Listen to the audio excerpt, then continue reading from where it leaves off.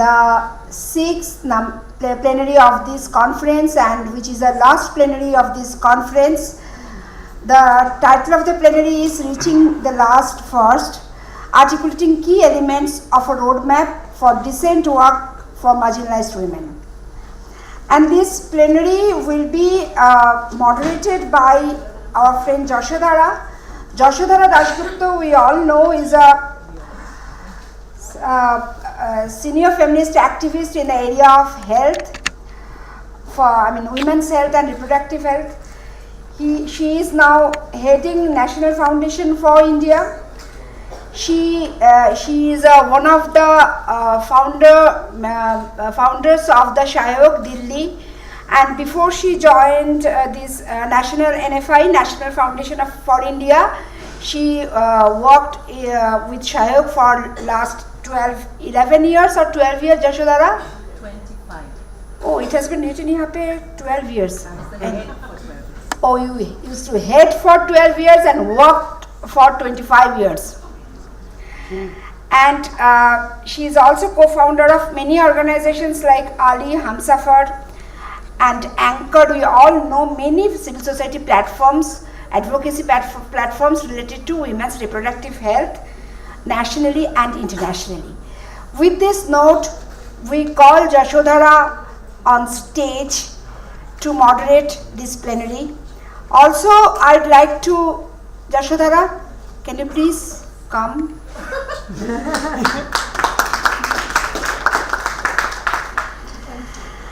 And I'd also, we are very glad and happy to call the speakers of the this plenary. I'm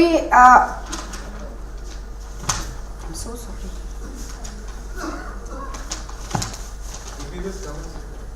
No, but I know. Rajeev is there. Yes.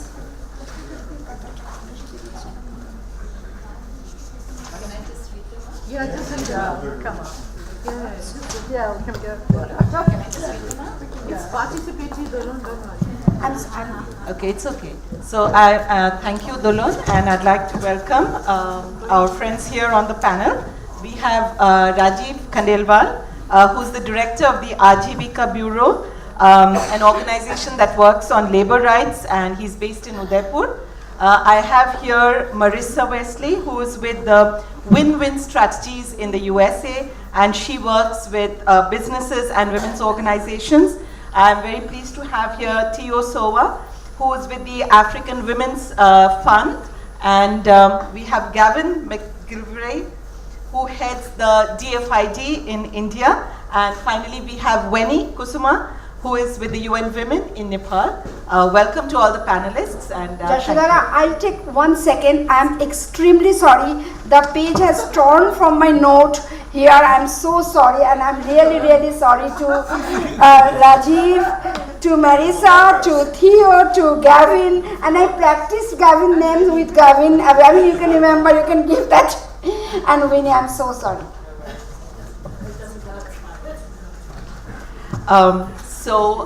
I hope everyone is back well refreshed after their tea and coffee break, and welcome back to the final plenary. Dolon has already read out the title, so I won't do that, but we are really hoping here to see the strands of discussion of this wonderful, vibrant conference. We are hoping to see them all come together and really point out to us what would be the ways of moving forward in future. And I'm really hoping this brilliant group of panelists will take us forward, coming from their different areas of specialization. So first of all, we'd like to hear a kind of a summary or an outcome of the deliberations of this conference, of course until perhaps only last evening, maybe not the discussions of this morning yet, but I'm going to invite Amrita to come up here and please quickly run us through what has emerged. And we'll all pay attention, and then we'll go forward with the panel. Thank you. Thank you, Jashodhara. We are calling this a draft charter, and it distills, like the Shrodha has said, it distills the findings and the learnings and the thoughts and the experiences that we've seen through these 2.5, almost 3 days. The 2030 Agenda for Sustainable Development Goals indicates that development will only be sustainable if its benefits accrue equally to both women and men, and women's rights will only become a reality if they are part of broader efforts to protect the planet and ensure that all people can live with dignity and respect. The SDGs envision gender equality as a key cornerstone, the force that will ensure the promise of leaving no one behind. However, in a situation of rising inequality, existing structural barriers, gender disparities in education, and gendered labor markets worldwide, women's, and here I may add that, when we say women's, we mean that it denotes women across diverse intersections of marginalization, like caste, class, race, and even we include the gender minorities in this group. So I was saying, women's participation in the workforce is limited to a very narrow set of jobs, which are often low-skilled. Being in low-skilled jobs limits their opportunities for future training or upskilling to meet the demands of digitization and automation, putting them at a high risk of unemployment in the changing labor market conditions. There is need to move beyond the traditional conservative approaches to skilling and livelihood. We, a collective of practitioners, educators, advocates, entrepreneurs, artists, youth, women, academicians, and development practitioners, have come together in Delhi from 16 to 18 January 2019 at the International Conference on Making Non-Traditional Livelihoods Work for the Marginalized. This international conference aims to create a platform to deliberate on how to overcome existing gender disparities in learning opportunities and skills to ensure equitable, technical, and transferable skills. Target 4.4 of SDG 4, access to employment and decent jobs as outlined in SDG 8. Non-traditional livelihoods for women constitutes a challenge to gendered notions of work and skilling, creates mobility, remunerative incomes, and a sense of identity and dignity. It helps in bolstering women's self-worth, thereby leading to the creation of better opportunities for women and a challenge to the structured gendered norms. We believe that the state is at the center of pursuit of sustainable development, and in particular, economic empowerment of women. Governments across the world have taken strides in initiating skills development programs. However, much needs to be done to ensure that policies and programs reach out to the marginalized and transform these lived realities of women. The state should adopt a systems approach that will guarantee the creation of an ecosystem of support that will enable women to have opportunities to learn, acquire, upgrade, refresh skills, especially in non-traditional livelihoods, and thereby pursue a life of dignity. In this regard, we call on governments to make available easy to understand information about skilling opportunities, jobs, and market options that can be accessed by resource-poor women.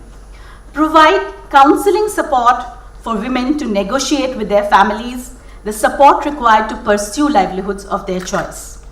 Invest substantially in contextual skills, skills training for women, and formalize skills training curriculum that recognizes prior learning, goes beyond the technical skills, and ensures life skills linked to building of physical, emotional, and cognitive capacities. Ensure flexible learning schedules that respond to women's needs and guarantee learning environments that are free of sexual harassment, violence, discrimination, social prejudices, and stereotyping. Additional support such as counseling for families, safe transportation, hostels, scholarships must be made available to enable women to complete their training. Invest in quality public services that will generate employment and provide a better quality of life to all. Legislate for quotas for women in all jobs across occupations, especially non-traditional, and across hierarchies to ensure that there is a critical mass of women in all sectors at all levels of the economy. Put in place social protection policies and conducive social infrastructure that can ensure women workers in the informal sector and formal sector, that can ensure that women workers in informal and formal sector are able to live a life of dignity. Institutionalize gender disaggregated data systems that monitor access, quality and outcomes of skill trainings. These must be collated and be available to all stakeholders and inform policy formulation and program development by the government. Further, policies and strategies must be employed to address social protection and gender sensitive markets. Disappropriate burden of unpaid care work at home restricts women from taking up paid jobs. Undertaking advanced education and skilled training and active participation in public life. We urge the state to recognize unpaid work and design social protection policies that redistribute care work between women and men. Investors, markets, and workplaces need to be sensitized and incentivized such that they can be supportive to women, where they are treated fairly, where they are provided creches, safe and hygienic washrooms, counseling and support through gender desks, parenting leave, caregiving leave, returnships for women coming back from work, options for flexible work or part-time work.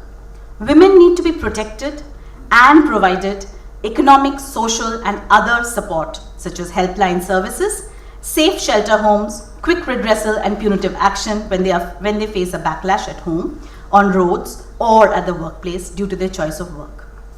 Finally, the state in partnership with the civil society needs to continue to mobilize women to create awareness, provide information, have spaces for sharing and for solidarity. Thank you. Thank you very much, Amrita, and I'm glad that you also pointed out the caveat at the beginning, because as we know, the title of this conference is not just women, but looking at marginalized, and it's good that you also indicated caste, class, but we also need to look at religion, at ability, and of course you've mentioned sexual orientation as well. So I think we're really looking at these draft recommendations in terms of how they apply to women and the marginalized. So with that, I'd just like to explain how we intend to run this panel. So we have about an hour, I think, and 15 minutes.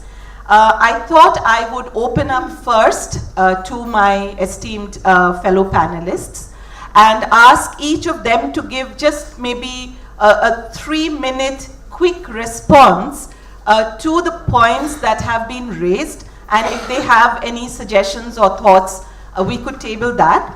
And then I would like to open it up to the floor for a while and hear if any of you have any thoughts or any questions which you would like the panelists to respond to. And then I will come back, and in a second round of responses, I will ask the panelists to provide from their unique perspective how they see this set of recommendations as moving forward in the domains where it is most relevant. So with that, I'm going to first ask the panel for some very quick responses, hopefully within about 3 minutes each, just talking to how they felt when they heard these recommendations, which are of course in draft form. So should we start with you, Rajeev? Thank you, Jasudra, and I received this draft in the morning and I had some time to read and reflect on. I think I need more time, but processing it, a couple of comments that were on top of my mind. I think it's a powerful draft.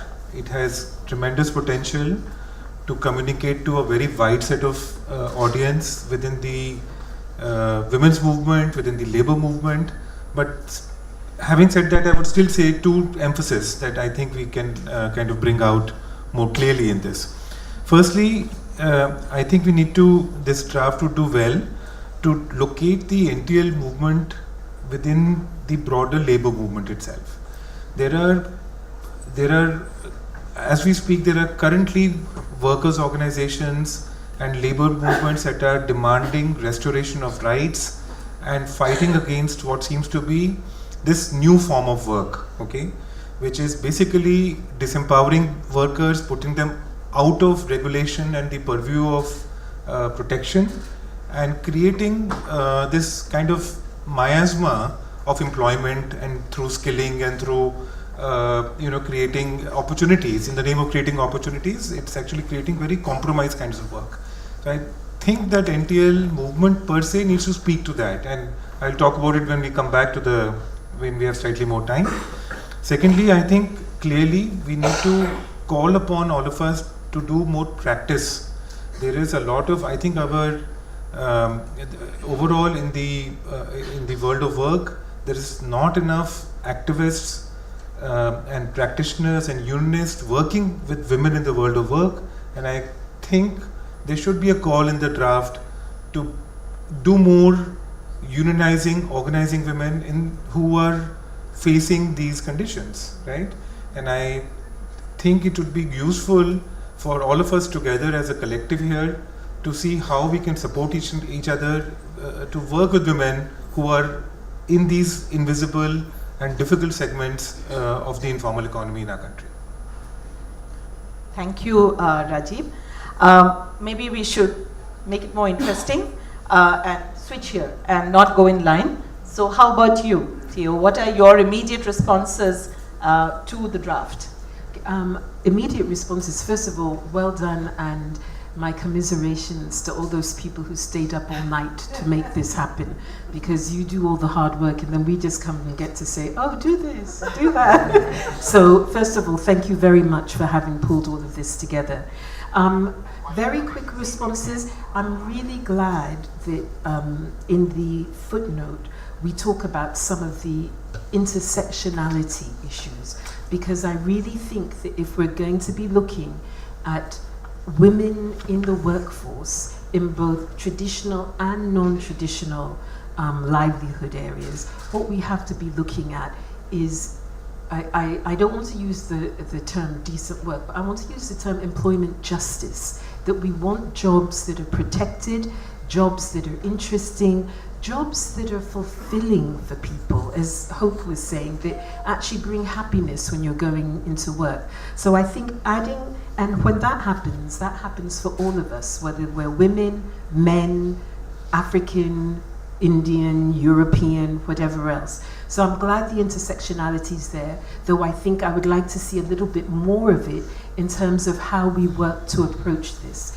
I really wanted to say it would be great to really push collective responses more than individual responses, because when we come to this area of work, very often we're saying empower women to do this or that. It's not about empowering individual women, it's about breaking down systems of discrimination, and the way we do that is by working together for change. So I think I would very much like to see that push again. And also, I think let's keep being ambitious. Let's reach for what we really want.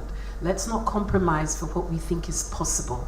And finally, I would just like to say, I'm really glad you mentioned trade unions, because I also think that at the end where we talk about government and civil society, we might want to break down civil society a little bit more to make sure that we know that we're talking about the women's rights movements that have been doing so much on this, the labor movements that have been doing so much on this, the anti-racism movements, etc. And of course, to continue challenging the private sector. Thanks very much, Theo. I think that's really a very thoughtful response. And now I'd like to come to Marissa and hear her thoughts on the draft. The perfect segue, Theo, since you ended with challenging the private sector, you know exactly where I'm going to go. And also ask all of you, since you've heard me for a couple days. I first of all echo Theo's comments, thanks to everyone who stayed up and put this together, because it's incredibly impressive to have pulled so much together in such a short period of time. And overall, I was just blown away by how impressive it was that you were so good at pulling it all together. I actually, coming from my perspective, I thought that, and this was reinforced this morning too for me, is that the idea of working across sector, and one of the things that has been so powerful about this conference is to have all these different voices. And this morning when we were talking about making sure that the women's movement's voices were in the SGG conversation, what I really think needs to happen is somehow we have to all bring the different threads we bring into these conversations, whether it's businesses who are, or people like PwC who are aggregating what business input is into SDGs and trying to find the threads that are going to resonate and get the input from the women's movement as to what's needed and the feedback back about what's going to work. Along with it, this is all written toward government, which is who it should be directed to, and some of these things should be big government incentivizing business to provide creches and part-time and as well as them for to do it themselves. And there should be more, I think, even in the about incentivizing businesses or for businesses to just provide in the violence piece, at the last piece, talking about safe spaces and things like that. That should be an obligation, I think, on businesses as well as on government. And in the final end, while yes, there is both an aspect of holding business accountable, there's also a very important aspect of bringing business into the conversation. Not all business, but people who are trying to actually have these conversations. And there are a lot of people who are, with the people in the women's movement, the labor rights movement, who really want to try to have that. Those are not easy, and it's aspirational perhaps, but I think if we want to be aspirational, I would do that as well. Thanks very much, Marissa. Gavin, could I come to you now and just hear your thoughts on the draft? I too would like to congratulate the drafters. It's an impressive document. I have just a couple of suggestions that the drafters might like to explore to add to the very strong points in here. The first is with respect to skills training. And there's a call in the document for particular types of skill training, including that life skills should be included. I wonder if it would be worthwhile also to include a call for training in business skills. As one of the panelists, Thea, pointed out this morning, most of the people coming for training or needing training come from the informal sector. And the truth of the matter is that in the future, the foreseeable future, most of the employment will also be in the informal sector. Salaried jobs are a very small part of employment in the Indian economy. So equipping women, equipping marginalized people to start and make a success of their own businesses will be important. And the sorts of skills and the sorts of businesses that women and marginalized people need are for the skills and businesses of tomorrow, not the skills and businesses of yesterday. One's doing a disservice training people in skills that are redundant. So Mina, if you didn't mind me being just a tiny bit challenging, maybe the next time when we have this beautifully designed logos, you might have a few electronic components amongst the hammers and screwdrivers. Because the jobs of tomorrow will either be in the tech sector or will in some way be tech connected. And I wonder whether also one might make the point in this document that to capitalize on skills training, one needs to have capital, access to capital. One needs to have help over making market linkages, and one needs to have mentoring to build on the skills training. If I can go on a minute or two longer, thank you. I also wanted to refer to the call in towards the end, where the declaration calls on government for workplaces to show progressive practices, and I think we should stress that even more. I think the public sector has a real opportunity to set standards and demonstrate best practice in this area. My organisation, DFID, I'm very proud that we have extremely progressive work practices, recognizing women's that their needs and their opportunities are different, and so we have good maternity leave, we have good flexible working practice, etc., and we regard this very much as an investment, not a cost. I mean, it is absolutely an excellent investment because it enables us to recruit and retain the very best people, many, maybe the majority of whom are women. And the other aspect in which we should call on public organizations, public employers to set an example is in safeguarding both their own employees and those that they deal with. There was a league table published not long ago in which India was #1 in the world for violence against women and girls, and that happens in every walk of life, including the workplace. Many of you will have been aware of the scandal early last year, where it was discovered that various British charities had not dealt well with abuse, and that resulted in my organisation, many organisations, turning the lens inward and asking, are we safeguarding our own employees well enough, and are we safeguarding those that we deal with?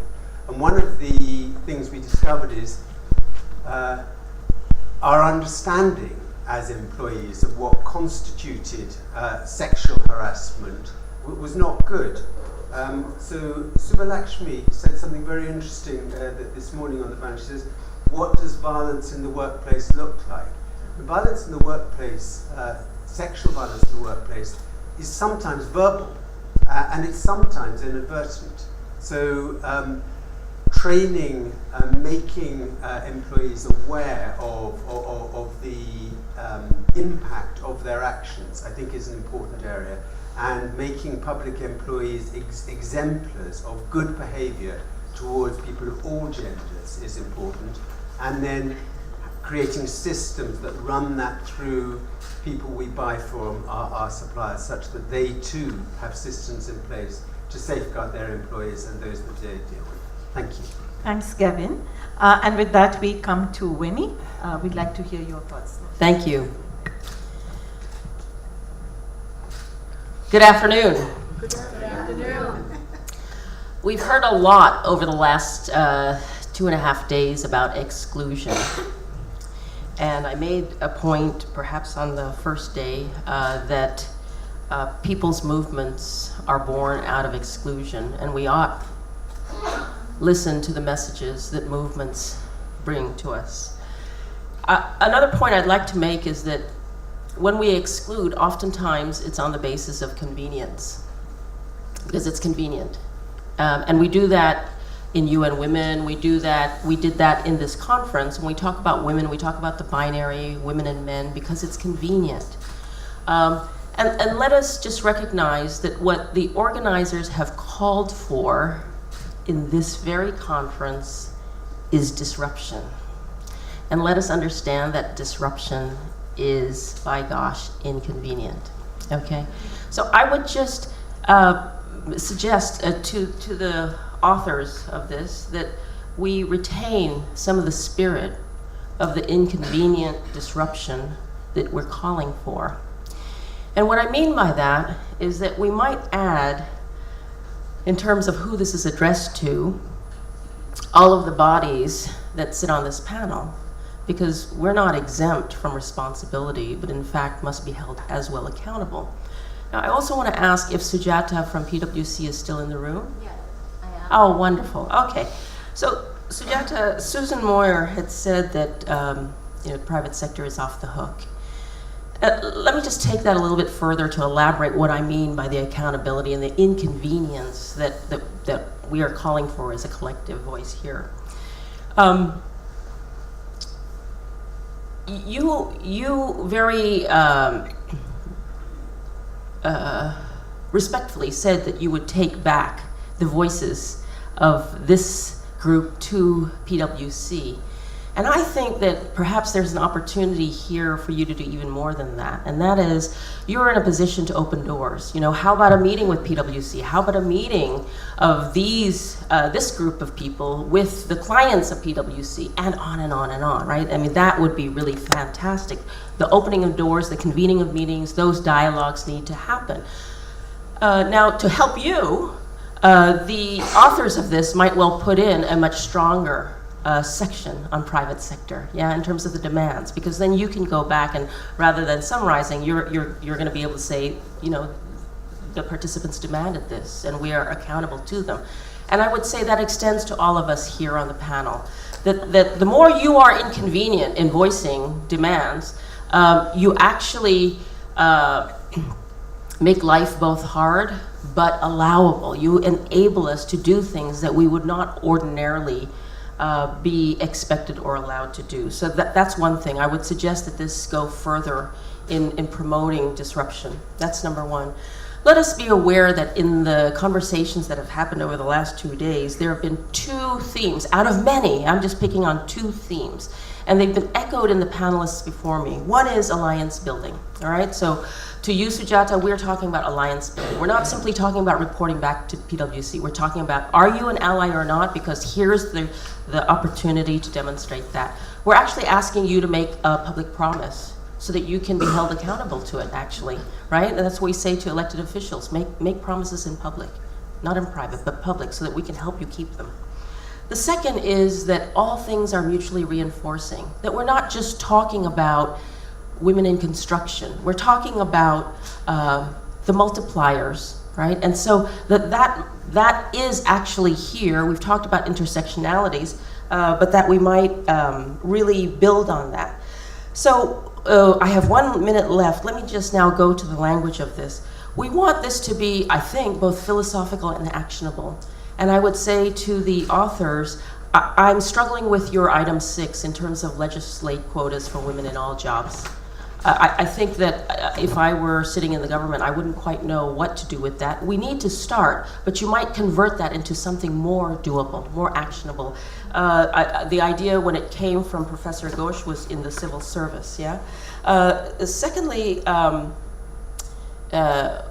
you know, we have right now trade wars going on, and there needs to be some macro, we need to connect with that macro level that we have talked about to hold those decision makers accountable. So thank you very much. I'll end here. Thank you, Winnie, for very thoughtful remarks, and I'm glad that you've challenged the group to be disruptive. And I am going to do precisely that. So, as you can see on this panel, you have representatives who have been working with the UN, who have been working with development assistance, who are working with philanthropies, who are working with corporate sector and businesses, and who are working with trade unions. What would be your questions and suggestions to this panel?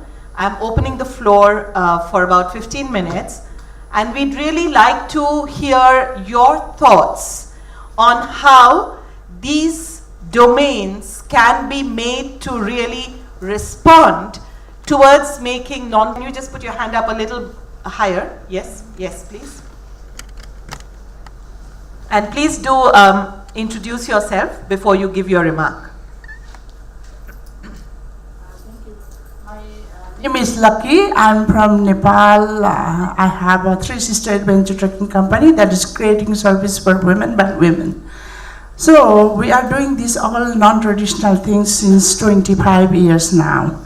But unfortunately, like in Nepal, there is a UN, there is a DFID and big organization, they are there. But unfortunately, we are not able to reach on that place. How can we be in reach to them, like kind of inclusive program should be there, because like this, so how can we be like that sort of things I really like to know, because it should be more open and should be more research. They should do some research, how can they make effective program, or they can also include the people. That's one thing. Another, for the trade union. The trade union, they are really working for the workers' welfare, but they should also have to research with the like owners or the cooperative sector, that how can they make the understanding between these two. It's not extremely going on the one part only. So that's sort of things that should have a research on that, and that can go parallelly, because these two are the two parts of the coin. We should work together with our workers, also we need the business as well. So the trade unions should have the smart program for that as well. Thank you so much. Thank you. Yes. Anyone else? Yes, I have a hand here. Thank you again, and thank you to all the panelists for very thoughtful responses to the draft charter. On the issue of holding business accountable, to follow up, I want to actually just share that I work in a very large I direct a very large participatory research project which has partners from unions, government, and business.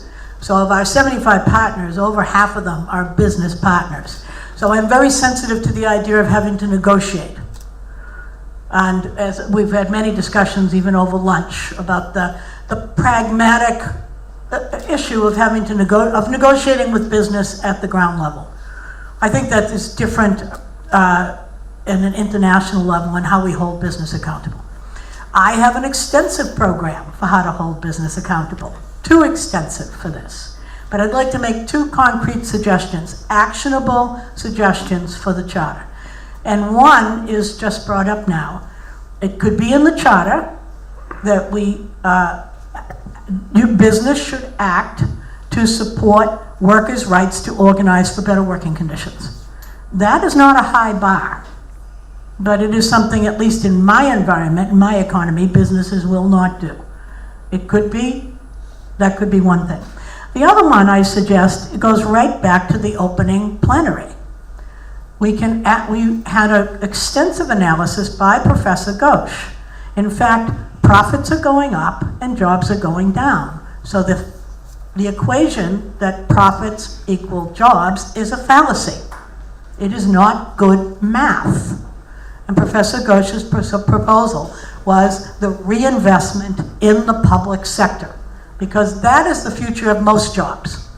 Tech jobs are a tiny, tiny percentage of where actual people will go to work in the near future. And so I would suggest that that Azad and the conference organizers contemplate adding to the charter, business should act to support reinvestment in reinvestment and reinvigoration of the public sector. Thank you. Thank you.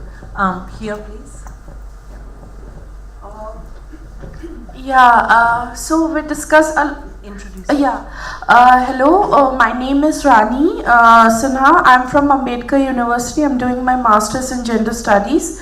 So, we are talking about the marginalized women. Like in India, in South Asia context, Dalit and the tribal women, and I'm particularly stressing on the environment. When we talk about the tech industries and all, why not develop the indigenous the work, and are there possibilities to the mainstreaming the Dalit and tribal women who are the most affected by this economy and who are most affected by this environmental changes. So when we are talking about women, we are not talking about environment, we are not talking about sustainable development, which keeps keep women, especially Dalit and tribal women, as a priority list. Thank you. Anyone else? Okay, I have, Meenu, I'll come back to you. There's a hand right at the back over there. Can you please go there? Excuse me, can you please go there, please? No, I have the mic. Okay, yeah, right. And one mic here. There was a hand up here, and then I'll come to you. Yes. Thank you. In principle, I think the declaration is great and all the comments that have been made. I have 3 comments to make. One is that the declaration has to the government, right? Specific asks of the government. I think we can disaggregate that. Asks of civil society, of trade unions, of private sector, of others, so that we have very actionable points coming in under each of these sectoral things to donors, funders, international agencies, UN, etc. Because that way then we are also moving towards the broader alliance and stakeholders in principle. Second, one of the learnings I've had is that when we talk about breaking the binary, we don't just say women across all intersections, and I think all that has been mentioned, we name them, but we also include trans people. So today the language does include women and trans people. So I think we should do that. This discussion has happened here, it's a matter of principle. And the third point is we may want to put something related, when we talk about legislate quotas, we may talk about affirmative action, because that is a non-negotiable principle under constitutions of many of our countries, and then develop the language around that. And last but not the least, but I think a little bit more attention to the financing for such demands. So looking at budgets, include that a little more emphatically. Thank you. Thank you. If you can give the mic to Mimi here, and we have someone there at the back first, and then you. Yes. Thanks very much for the presentations, those who drafted, and the ones who are raving out there. Would you like to introduce yourself? My name is Hope, and I'm from Zimbabwe. I'm concerned about 2 worlds that we have. We have the world of technology. We have got Uber, we have got WhatsApp, we've got Facebook, Airbnb, and many other, companies that are being created. Then there is another world of people who are still, very far from technology. And the world, as Gavin said, is moving towards technology. How are we going to bridge that gap? The other issue I have, and again, this is contextual, is the one of resources. Issues of resources, grabbing of resources, and depriving people, especially indigenous people, of their resources. So whereas we are talking about women doing this, women doing that, marginalized people doing this and that, back home in Africa, resources have become resources. On a day-to-day basis, people are dying of resources. Even the crisis in Zimbabwe today is connected to resources.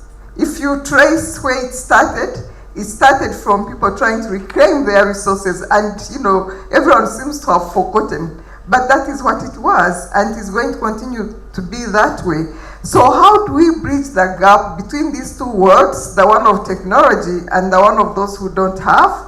How do we address issues of resources, especially for indigenous communities? Thank you. Thank you. Can we have the mic here? And Meenu first. Hi. Thank you very much to all the panelists, and I pick up from what Hope has said. My question is, we have on the panel people representing various resource streams that are available in the economy, and we have discussed that one of the biggest bottleneck that is faced is really financing and supporting financially a lot of these works. And my experience is that the world of funders and investors and donors is still largely not just male dominated, it is also very gendered, and it has very little understanding of the kind of nuanced changes that we are talking about in this conference.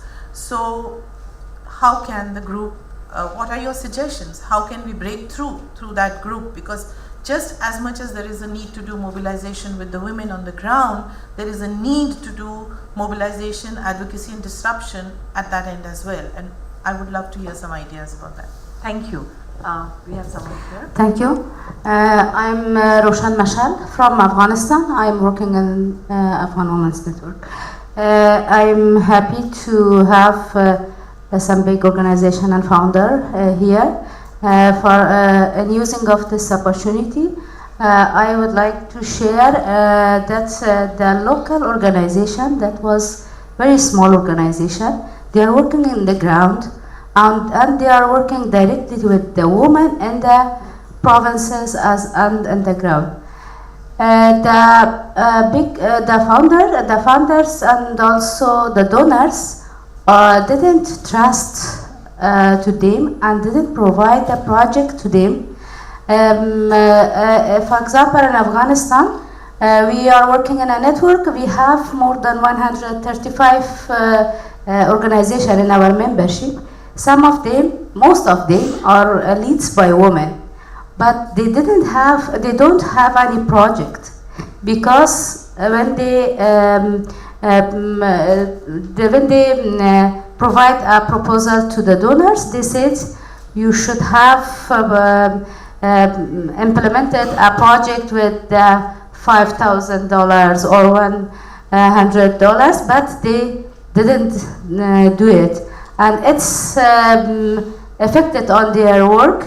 Even in SDGs also emphasized for participation and inclusion. When we don't have take care for this organization, the effective of their work is too much, because the big organizations are locating in the big cities, but the local organization on the ground and work very near with the people, especially with marginalized people. I suggest from here that if you have in consideration the local organization, a small organization, especially that lead by women, it will be a good opportunity for them and as well as for other women and marginalized women that live in the provinces and very far. And also, in addition, one point that when our respected panelist says about the skill trainings, we implemented it in Afghanistan more than maybe 1,000 project skill trainings, but one point is forgotten by us and our donors.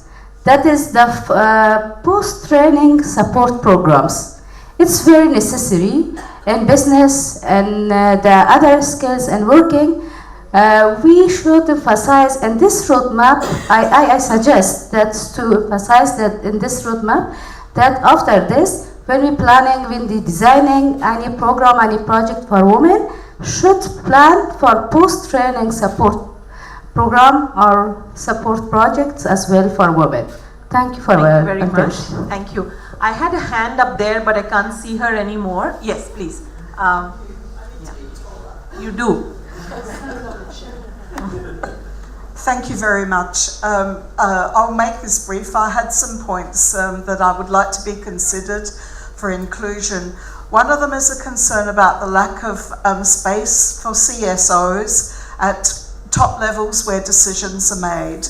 I would like the panel to think about how, when at those peak decision-making levels, CSO representation can be improved, can be increased quite radically, so the voices can connect, the stories can connect where decisions are made. Can you tell people what CSO is? CSO, civil society organisations who can represent the voices of small and large NGOs. I'm not talking necessarily about international NGOs. I'm talking about representatives from civil society.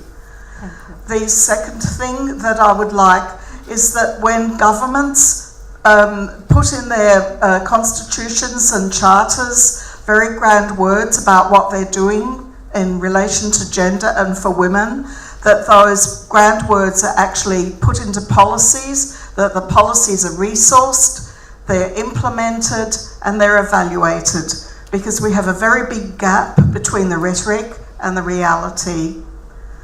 And the third thing that I would like to ask is that when governments are making deals for multilateral grants and projects through people such as ADB and some of the very big corporations, I'm thinking here particularly around infrastructure projects where there is such a lot of money being invested through the SDGs, that right at that decision-making process, there must be built in a focus on gender that will go right down to the grassroots. So when those projects for infrastructure are actually being implemented, people in those localised areas, particularly women and marginalised women, are given access to decent, quality, integrated training and skills development and access to jobs on those sites, rather than have fly-in, fly-out people doing the work through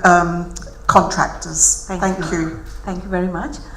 We're actually through 15 minutes. I'm just checking if anybody has a last burning comment. Okay. So actually, you do have a burning comment? Okay. Can you make it really brief? So I'm in a fellowship which is working towards being a development entrepreneur, and for that program I visited like few villages in Rajasthan, in Chhattisgarh, in MP, and there I stayed with tribal families in the villages itself. And one thing which I saw the difference, like when I was here studying and doing my regular courses, I felt like yes, things are happening and people are like whatever we are thinking or reflecting on that this should be done, it's happening in a very limited area. And when I went there for the exposure and I saw like completely opposite. Yes, there are opportunities, but women are not able to come out of their houses just because they feel they are too much to work inside their home, like the unpaid or unskilled labor which we were discussing. So my point is like, how do we make sure that whatever we are discussing and whatever we are drafting reaches to a very grassroots level? Like how do we make sure about the implementation of it? Thank you. I'm going to take that as the last observation. We do need to give enough time to the panel to respond. Thank you all for your very perceptive and very sharp questions, comments and observations. I think that's really deepening the discussion even further, and many of you have addressed your comments to the domains that our panelists represent. So for example, talking about donors, which would mean philanthropies and ODA, talking about businesses, and I know that Marissa has experience of that domain, and then also talking about trade unions and UN bodies. So I'm going to actually come back now to my fellow panelists and ask each of them to give your thoughts really in terms of where do you see the domain that you represent, where do you see some likelihood that they would take up some of these recommendations. And be very frank, because each of you are coming from domains that are not always easily accessed by the kind of people that we've been speaking about. Do you really feel that these are things that would be actionable for the domains that you represent? And if yes, how would they actually become actionable? Which particular recommendations do you feel that the others in your domain might find doable? So let's really give some very clear suggestions and indications of how these points could actually go forward from ideas into action. So who would like to go first? Shall we do it again with you, Rajeev? I'm sure everybody here thinks that their domain is the toughest one to talk about, you know. And I mean, I guess I represent the civil society and the labor domain, and I would say that this is a difficult charter for the civil society to implement. Okay, and I say it because of the sheer diversity and the heterogeneity in our movement itself. You know, in our own understanding of what is good and desirable as opposed to what needs to be challenged and contested. Within our space, there are thousands of organizations that support skilling work for women, which is highly compromised kind of work. There are thousands of organizations that would project very vulnerable form of short-term employment as success that has been gained. And I would think that there is a case and a ground to be speaking to that community, because while we are talking about vulnerability in the workplace and removing barriers for women's entry, there is this simultaneous kind of celebration of what is essentially corrosive and problematic in the world of work. So I would first think that the civil society itself would need a lot of orientation and education about what we are discussing here. It's not, but I feel it's not adequately represented here. There ought to be more skilling, organizations from the skilling space, for example. Again, on the labor side, on the trade union side, again I feel that space is a complicated one today, because it stands weakened as a movement. It is a movement which is actually being systematically atrophied, it is being chipped away. And given that situation, to locate women's work in it and to locate the problems and the concerns of the non-traditional livelihood quest by women and by other marginalized communities itself becomes a problem, So my first response is that it is not very easily implementable by the domain that I represent. However, I will do it, and I will persuade a lot of my partners to do it, and going back now with a new vocabulary around what compromises non-traditional work and what are the intersectionalities to look at. I think those are highly doable. I think there is tremendous scope for civil society to do more on the ground. There is enough in the scholarship, in research and policy. We heard this panel today. There is, I think, the thought leadership exists in our country on informality, on bringing the concerns of informal work and women and so on. But the practice on the ground is woefully weak. We do not have enough organizations who are actually working with construction workers, with head loaders, with women in the factory workers, with women in highly vulnerable jobs, exposing themselves to risk of crush injuries, of limb amputation. There are these pockets of women that workers generally, and within which women represent a very vulnerable section. I don't see enough people directly on the ground working on those issues. There is actually remarkable amount of research that goes on, but not enough practice. And I really would want more of that to happen. And I would say, if there is some way to incentivize that for young people and social entrepreneurship to turn in that direction, to look at what can be done to make work more safe, work less corrosive, work more dignified, by not just an app, not just a technology platform, but actually by providing solutions and options to people who are directly having to survive on very marginal wages, with very poor protection, and with almost no hope for kind of long-term kind of future. I think the civil society also needs to train itself in the future of work. How work itself is changing, and very rapidly so. True, construction will continue to remain the largest employer, but large numbers of trends are at work which are putting people out of work. Very soon, non-traditional livelihoods will remain no livelihoods, zero livelihoods.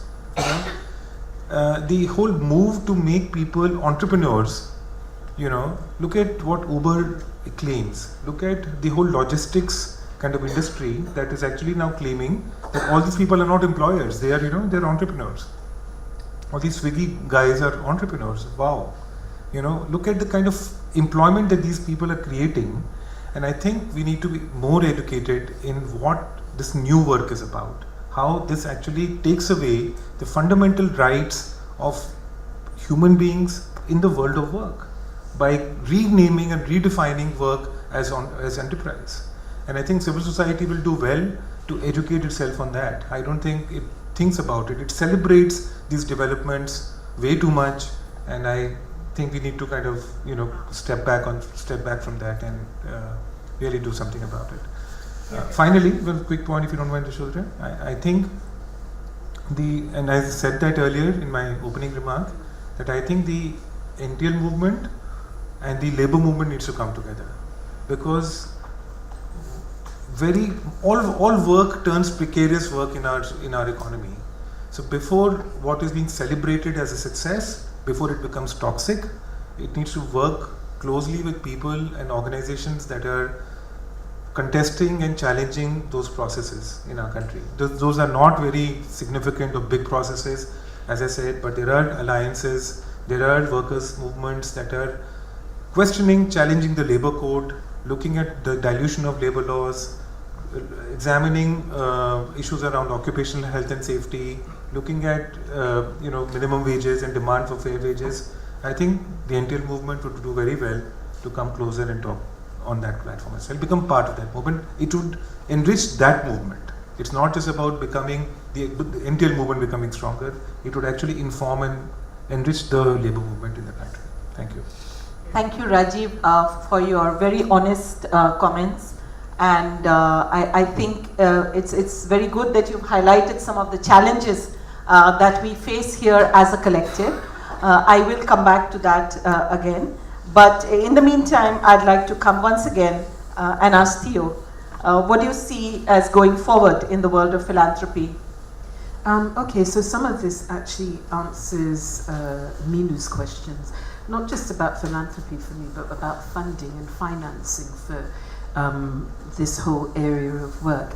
And I think that there are a few things that we have to recognize, which is actually that if we are asking for really radical change and we set a radical agenda, then we have to educate and take finance and funders and philanthropists with us as we are asking. Because, I speak as someone who works in philanthropy. The African Women's Development Fund is a women's fund. But we came out of the women's rights movement in Africa. We were set up especially to fund small grassroots organizations, and in fact, to fund any women's rights organizations that were doing that work. So we specifically aim for that, women-led organizations. It makes very interesting times. Now that everybody wants to talk about women and girls, the number of men who apply for money is really interesting.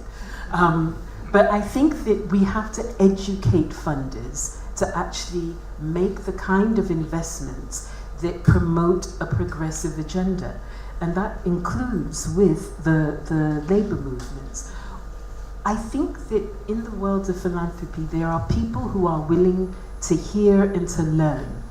But the conversation around women and girls when it comes to philanthropy has been very, I think, instrumentalized. And so what happens is that people invest in what is the latest trendy thing. I think when it comes to employment, the world of philanthropy needs to learn a lot more, but they are willing to learn a lot more because people have sat there and watched as workers have burned to death in Bangladesh, as women have been crushed to death in projects that have been funded by philanthropy, because philanthropy has not gone beyond that very initial we need women in work, as opposed to we need women in safe work with social protections, with a future, with fulfillment. So I do think that the movement, and it's not just the NTL movement, it's the women's rights movements, the labor movements, the ability movements, etc., need to do more work with funders. But that work has started, and there are allies within the funding movement. In India, in Asia, there's the Women's Fund Asia. There are a number of other women's funds. In Africa, we have several. In South America, we have several. And those are people who are both funding bodies and women's rights activists, and so therefore have been willing to do some of the advocacy. And I think that's what is needed, advocacy with funders and with financiers. I think the movements have been quite successful in some ways because now everybody's talking women and girls, whether you're talking about bilaterals or multilaterals or the private sector, people are talking women and girls. But I think that our mistake has been to lose the motivation of rights within that discussion. And when that happens, you find people who think that it's okay to do microcredit and buy a little machine for a women's rights organization and then step back and not do the health and safety work, not make sure that there is after training and post-training support, etc. So I think that's where we need to go, to actually push the agenda with people who are working on funding and really pushing funders to do more and to think more expansively. And to do that, use the allies within the philanthropy world, within the funding world, and get them to expand what they can do with their allies. So, you know, when you were talking about DFID and the safeguarding, I was thinking, because I've heard about some of the work that DFID have been doing there, and I was thinking that is really great. And so the next step is to get all of you within DFID to persuade DFID that when they make grants, they cover those costs for the civil society organizations who are applying. And it's not just DFID, it also goes to UN agencies, it goes to everybody who's funding. Because if we say, oh yes, women should have maternity rights, but then someone puts in a program and we say, what do you mean that you're going to give 6 months of maternity rights? We're going backwards. So we need to actually start working with our allies and actually promote that agenda for resourcing.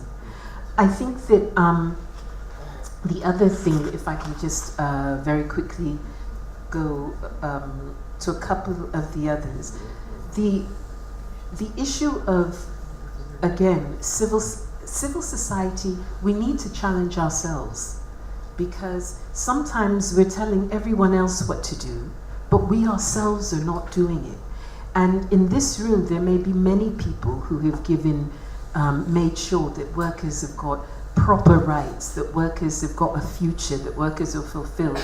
But I have sat in many, many spaces and seen civil society activists who have been bullying, who have not thought of their workers' rights, who have not actually looked or lived the values that I think that feminism encourages us to do. So I do think that there's something about challenging ourselves as we do it, but also, Rajeev, challenging others. Part of the reason the labor movement isn't strong right now is, you're right, people have chipped away at it, but part of the chipping away is that we have not been collective in our action. The more women that are part of the labor movement, the more discussions we might have about conditions that work for everybody, which might strengthen the movement. And then just the very last thing is to say that I think we also need to be nuanced in how we approach these. Not all civil society does the same thing. Not all private sector does the same thing. And we need to strengthen that. And so let's have the civil society that will go out and hold people accountable and do the advocacy around things like losing our resources. But we can do that across geographies, because we are having our resources stolen in Africa in the same way as it's being stolen in different parts of India and in Latin America. So let's actually look at which organizations hold people's hands and bring them along, and which organizations hold people accountable and push them to the wall and make more radical approaches to this. Thank you very much, Theo. I hear what you're saying also from a perspective of the Global South, which I think is very important to bring to the table, and also some of the larger issues that you've raised about funding itself and how it makes others function. So with that, can I come to you, Marissa, and maybe your thoughts in about 5 minutes? Probably less. Yeah, I thought the room had really a whole range of interesting additions to how to think about the issues, and which are, of course, very complex. One thing that a number of people brought to mind was the incredible need to, which is raised throughout this in certain ways, but needs, I think, to be highlighted, to bring a gender lens to all this work. Whenever there's a skilling program that's instituted by government, by business, it has to be done with clear gender focus, and not a gender focus just on what the present work is, but also on the future of work and how that impacts having a future look with a gender lens, which requires, of course, that the gender disaggregated data, which is mentioned here, needs to extend to both business as well as government, ensuring that they're always gathering gender disaggregated data, so you're actually creating some baselines. And I also,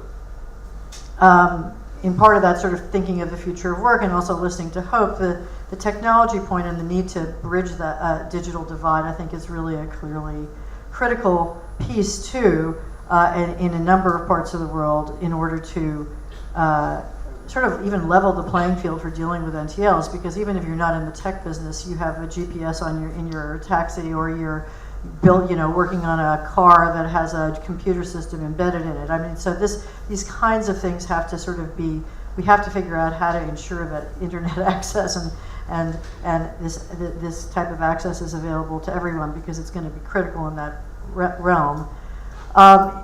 In terms of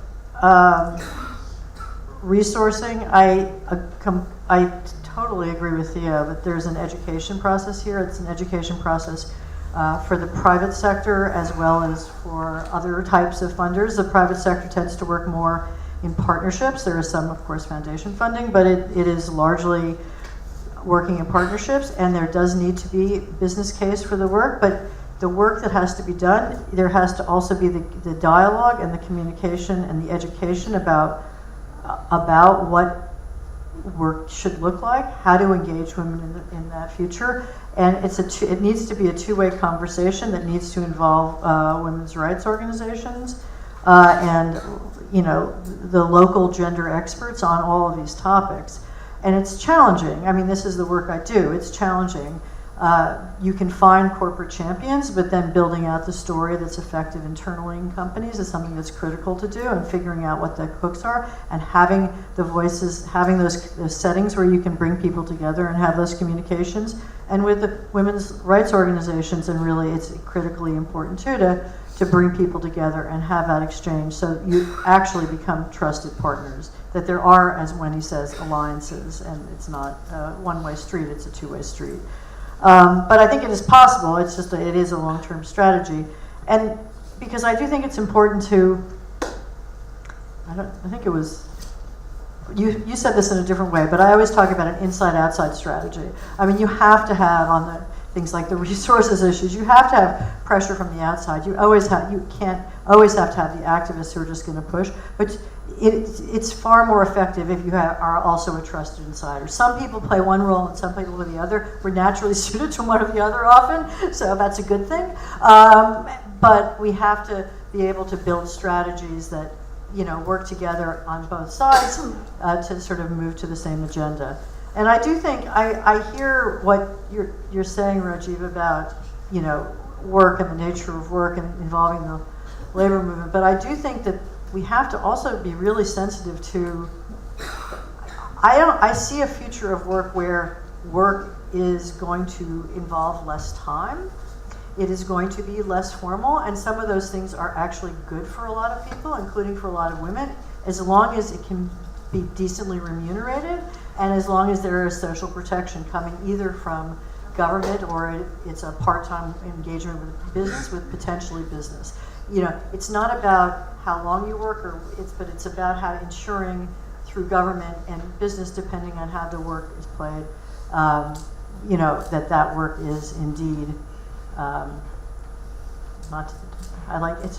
I can't say decent work, and I can't say economic justice because that doesn't fit, or employment justice because it doesn't fit in. But that is it is work that is both providing sort of economic value in a safe, secure, and environment that provides satisfaction, which takes a lot of different players. Thank you very much, Marissa. I think that's a perspective we need to keep in mind despite sometimes our discomfort of engaging in those spaces. So with that, I'm going to move to Gavin and hear your kind of final comments. Thank you. I'm going to, Elaine, you called for a better focus on gender in big projects.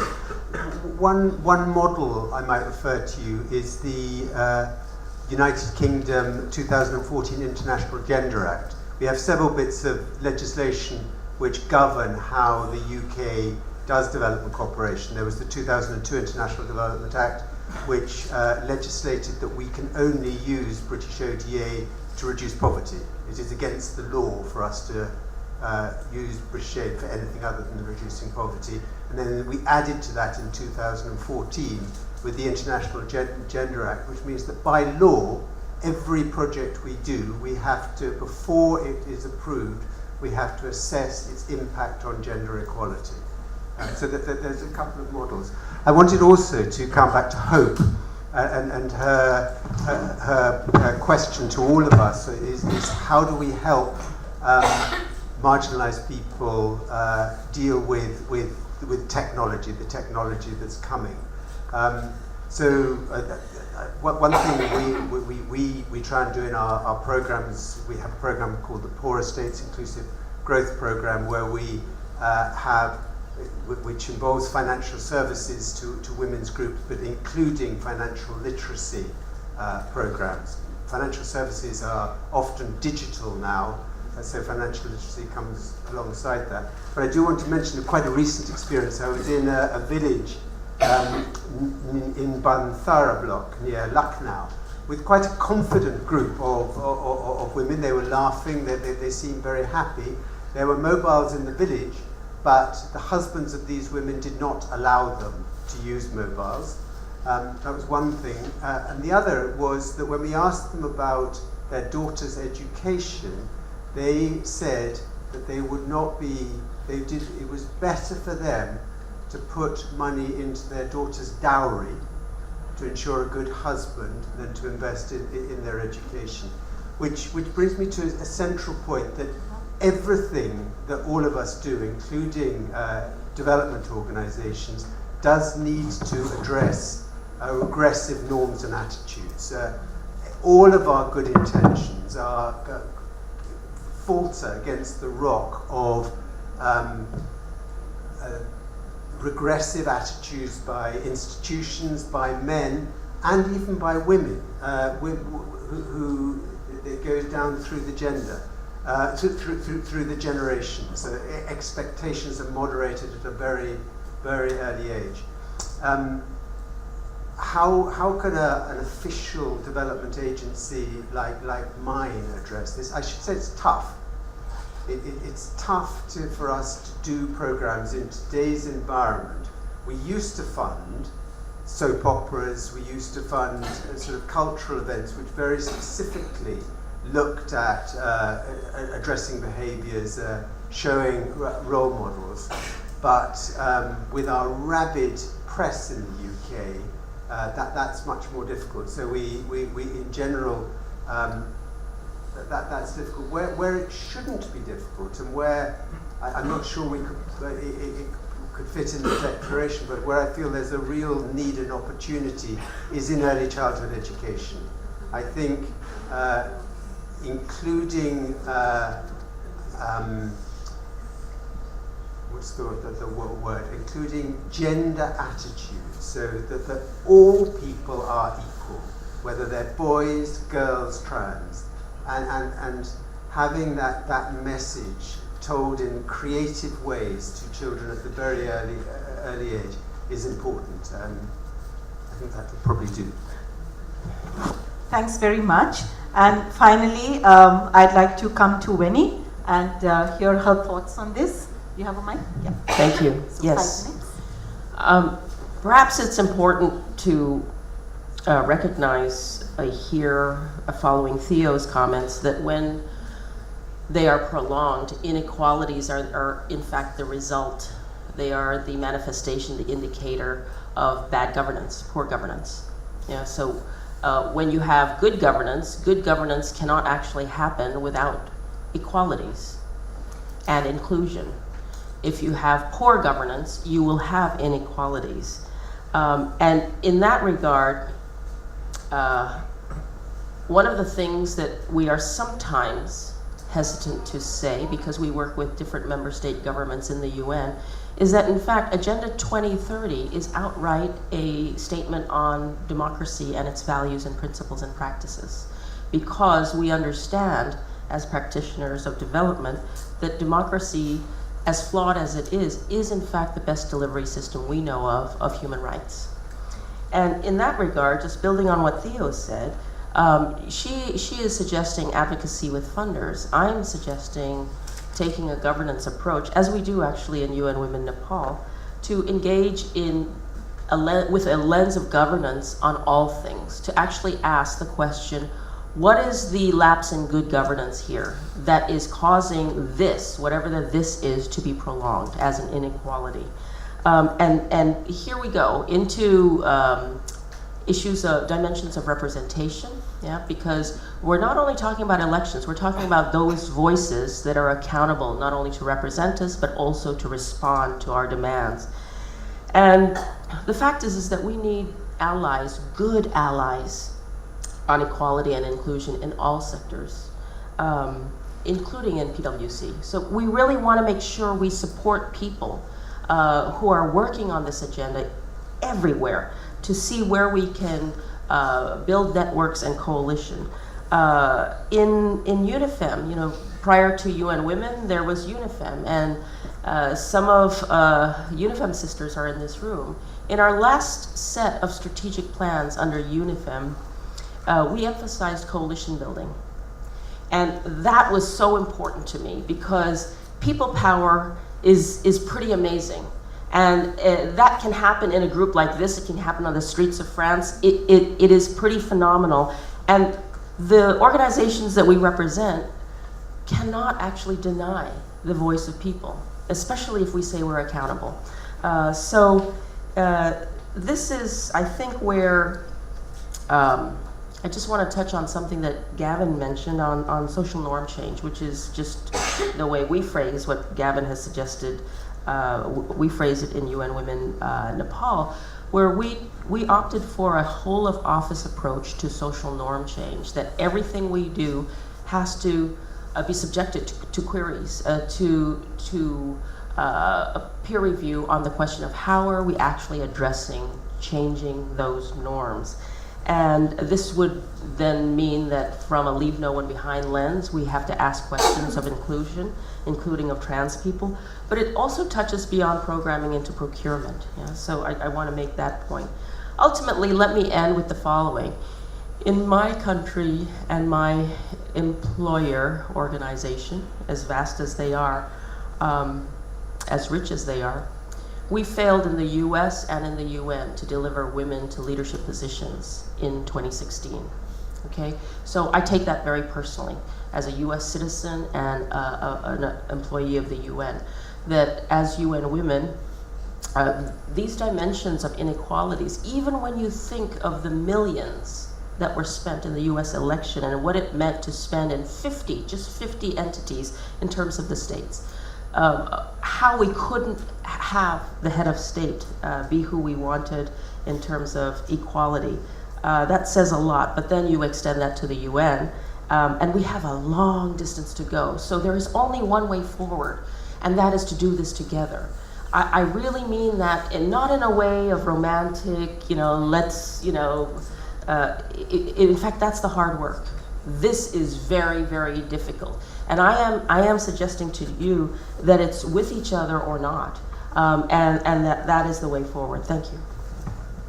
Thanks very much. I think I'm really grateful to all the panelists for very deeply thought through and very profound observations and your expressions of solidarity with this work. I'm really grateful to all of you. And I will not attempt to summarize the very rich discussion over the last 90 minutes. I don't think that's possible. but to the wonderful team that has put together this conference. I think just a few closing comments on your draft sheet of recommendations. I think it's very important to mention who we are, who the people in this room are, and I take on board Sunita's suggestion, and also to be very clear about who we are addressing. So often what happens is, as we prepare advocacy papers for intergovernmental forums, we only address state parties. But I think in today's world, we have to recognize not just the future of work, but the future of the state. And I think we are all aware where the state is going and has been going over the last several decades. There is definitely a shrinking of the public sector, of the state's roles in ensuring many of the things we took for granted at the beginning of our democracies. And I think we need to take that into account. And there are non-state actors who we have to compel to bring within this discussion on women's economic rights as part of women's human rights. So I would really encourage the group that has put this conference together to ensure that they also address the private sector, the world of business and of corporations, in addition to also addressing donors, including philanthropies and bilaterals, and definitely seeing how we can work with the multilateral systems, including the UN Women and others, in order to open up spaces for women's participation in the decision-making fora that actually finally will shape the way that we live and work.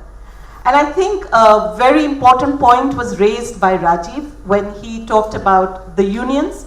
We all are aware how trade unions have been notoriously led and dominated by men.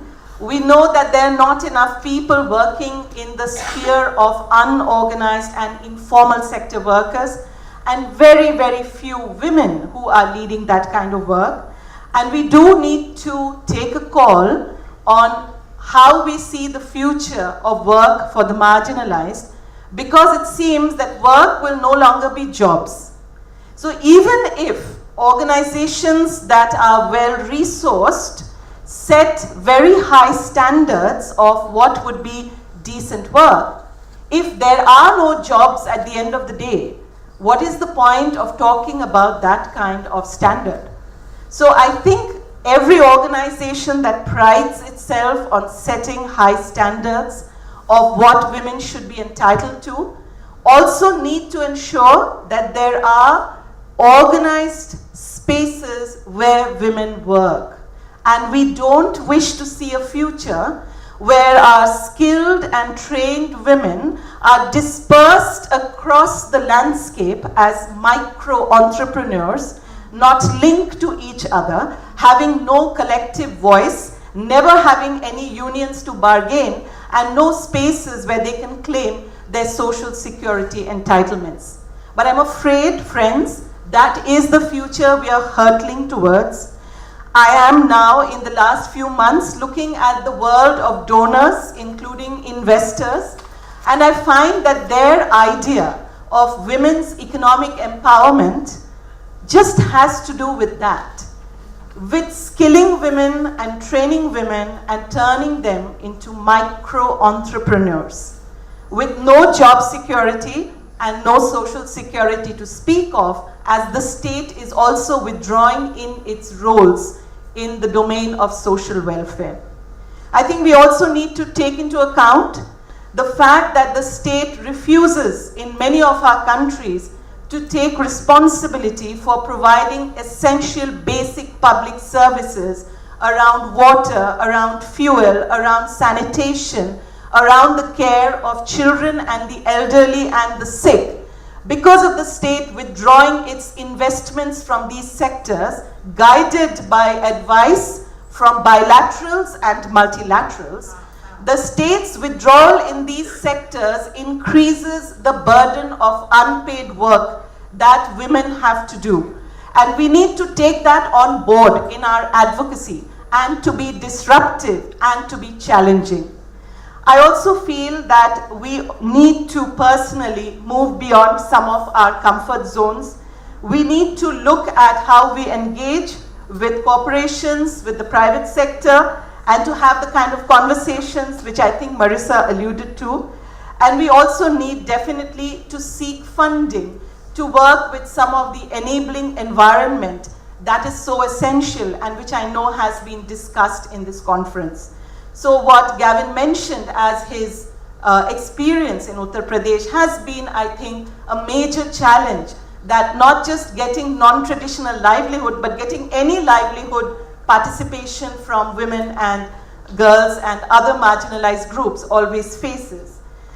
I take on board that we need to build coalitions within and among those that we are not comfortable with. We need to find champions of change in other domains. I'm very encouraged by the commitment of my fellow panelists in terms of trying to suggest ways of opening up those domains for the participation of the kind of people we have in this room. And I really anticipate and hope that all of us will continue to work together to ensure that spaces are opened up, that the ideas that are in this document, and maybe even more radical ideas, are introduced into those domains, so that finally we can move on the road ahead to making non-traditional livelihoods work for the marginalized. Thank you very much.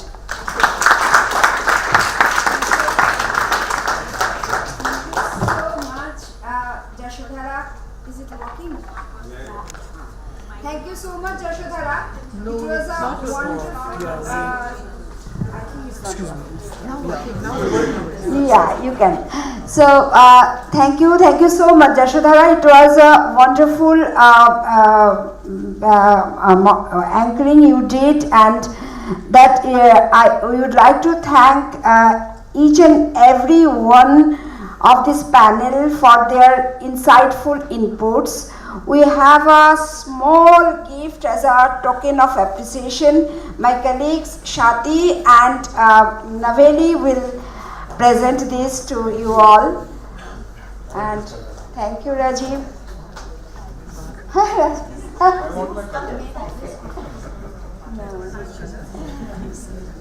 Thank you, Rajeev.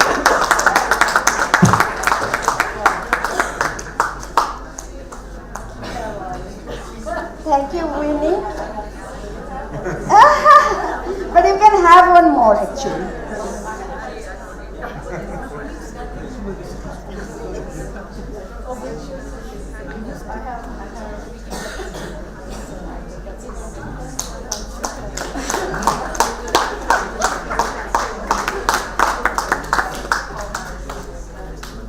Thank you, Marissa.